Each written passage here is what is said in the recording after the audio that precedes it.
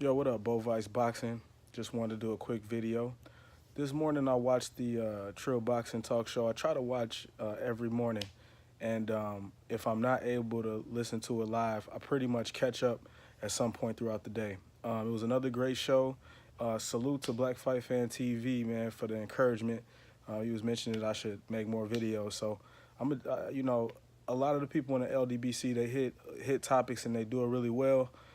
So a lot of times I don't want to double up on what's already being said, but I'll try to make a video here and there if I think of something.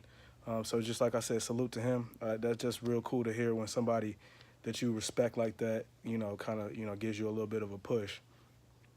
Something that was on my mind, I'm not sure if it was being talked about a whole lot, but I was watching Barbershop Conversations video, great video about Tank Davis and Adrien Broner. And one thing that he mentioned in the video, he was talking about how he and Adrien Broner have been, they had a relationship for years, and Adrien kind of, as we know, he, there's some kind of some disrespectful banter, but Fred takes it in stride, and he knows that's a part of their relationship.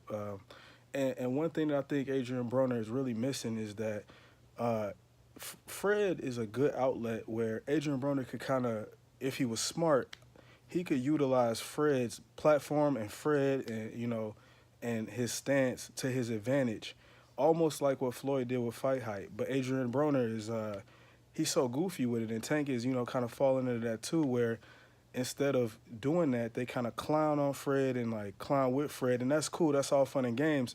But being that you clown on all these different platforms, it'd be dope if he used a black platform like Fred and in his channel to kind of get more of an in-depth look into himself or give the fans a different perspective, a deeper perspective. And I think he could really blow Fred's platform up, and he would be kind of given credit for that. You know what I mean?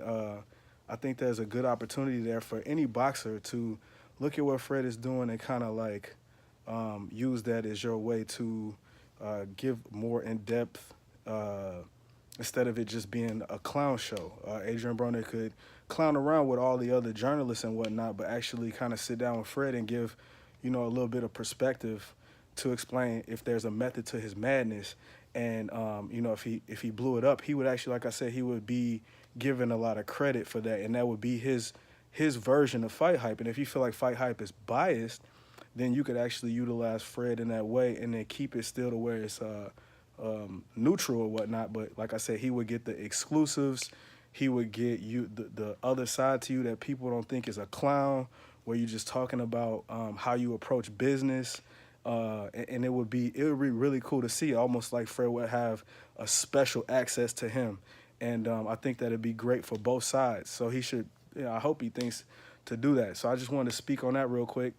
I'm not sure if anybody else did, so I ain't trying to piggyback or take credit for that. But it's just, I was just thinking about that. Like, man, you got this black dude who is a journalist and pays out of pocket to do a lot of stuff, and he really he wants to he doesn't want to take advantage of you in any way. He just wants to provide you with a platform. Like I said, it's for our people or whatnot. And it would just be a good look to kind of to do that. And I think Adrien Broner is a good person to do that, because despite all of his antics, he does have a really good following, and he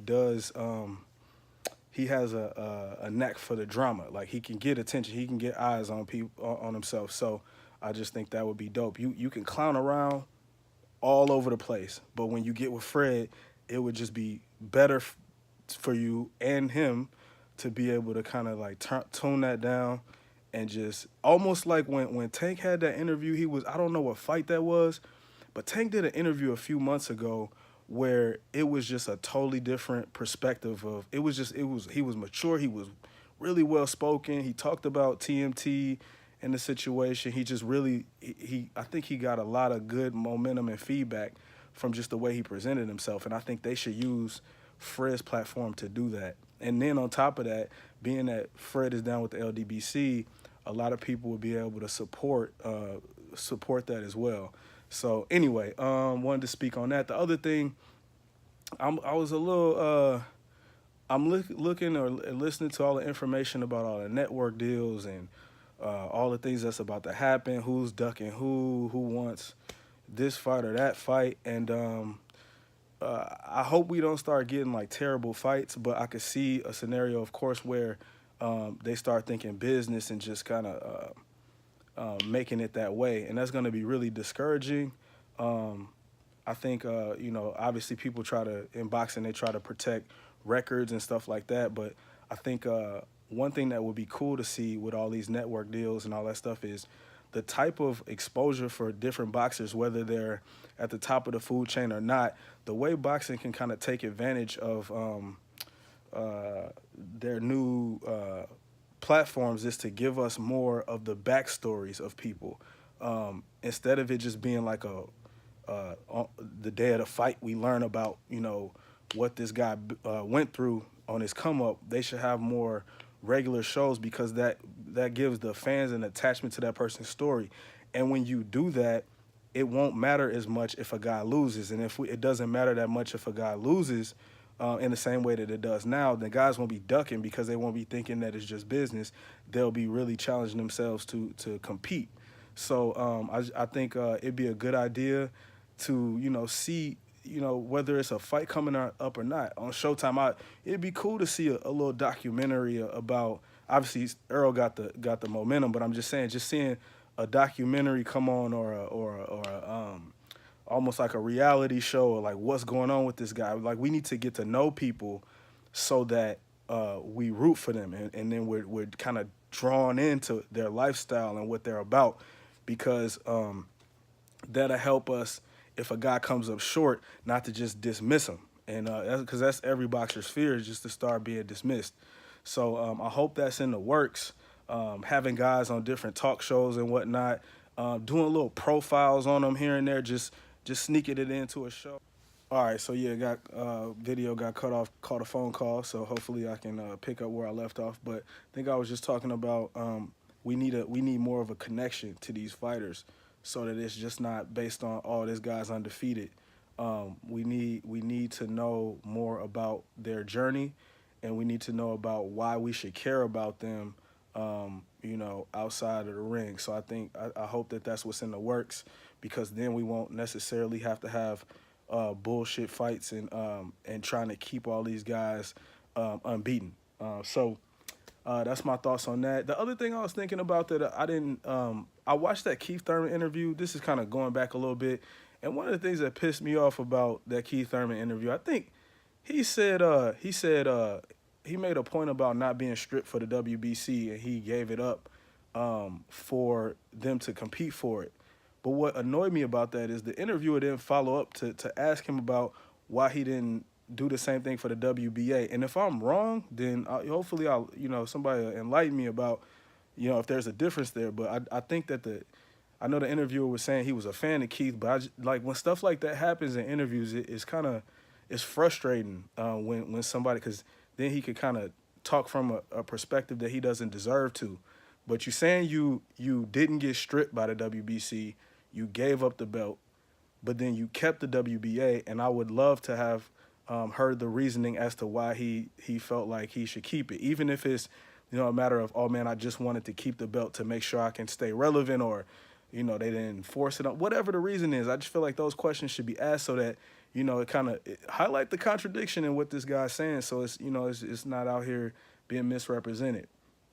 Lastly, I had a question that I wanted to ask to Trill Boxing Talk, and I might just do that like through a super chat, but I just feel like it might have been kind of weird to ask because it might not have come off right.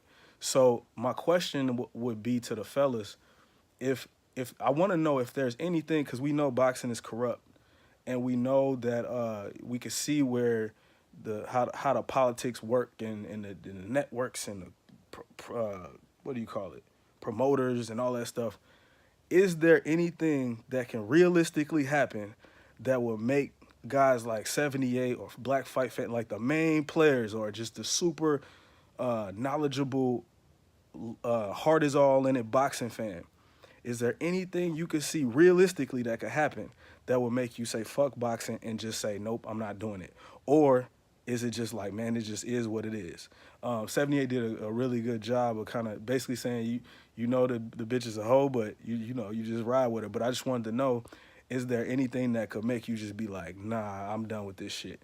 Hopefully not, man, because I love the content. As a matter of fact, 78, them Patreon videos, fire, bro. I definitely had to subscribe to support you.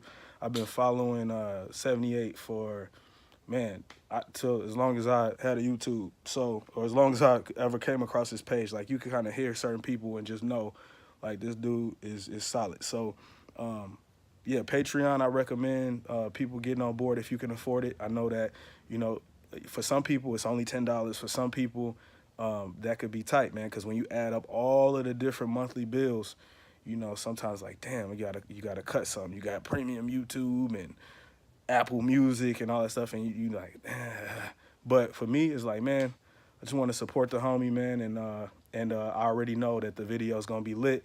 I'll eventually pick his brain about a couple things, maybe in business. You know, I've been going through this buying and selling of houses stuff, so I wanted to get his opinion about a couple things if he had any experiences with it, but I'll save that because I want to hear the videos from everybody else. Ain't what I got going on ain't pressing. We good over here, and it's all good. So if there's people in need, I want to make sure they get that information from the bruh. So anyway, man, appreciate everybody once again. Black Fight Fan, man, thanks for the encouragement, man, because it's, you know, I don't have a ton of subscribers and stuff, so, you know, sometimes I just kind of fall to the background, be like, you know, I just want to listen to the fellas and see what they talking about, and you know, I try to watch all. You know, anytime 78 make a video, I'm watching that. Black Fight Fan make a video, I'm watching that. I would say the same thing about like Ticket TV, but he do so many videos, it's hard to keep up, man. So he be grinding, but I try to keep up with his stuff.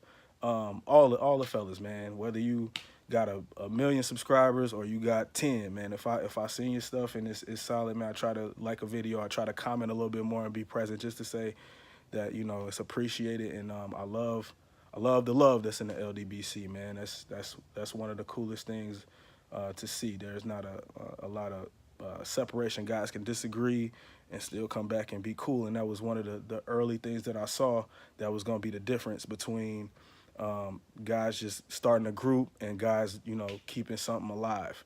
It's easy to see. Like, I'll give you an example. I remember when years ago, this ain't boxing, but I remember when Tariq Nasheed, Tommy Sotomayor, I think Umar Johnson, and somebody else, they were at Tommy Sotomayor's house, and it was like a gathering of the minds, and they, you know, they was all getting along and all that stuff. But you know, a lot of times when that happens, you can kind of see at some point it'll go left, and you can see it was gonna go left. And you know, it could have been entertaining, it could have been provided good information, whether they agreed about shit or not, but you could just sense it was gonna go left. The thing I like about the LDBC is, even if guys go, even with the Fred situation, Fred was on that bullshit, but dude, even through it all, guys was still like, man, that's the brother, and we gonna rock and all of that. I'm sure, you know, he made people feel a way about certain things, but the LDBC really showed up. LDBC really showed up, and proved that it's deeper than just us having a difference of opinion. This is really something that guys could really get with and rock with. So anyway, man, I'm gonna cut it right there and make this phone call back, see what's going down. Appreciate everybody. Y'all take it easy. Peace.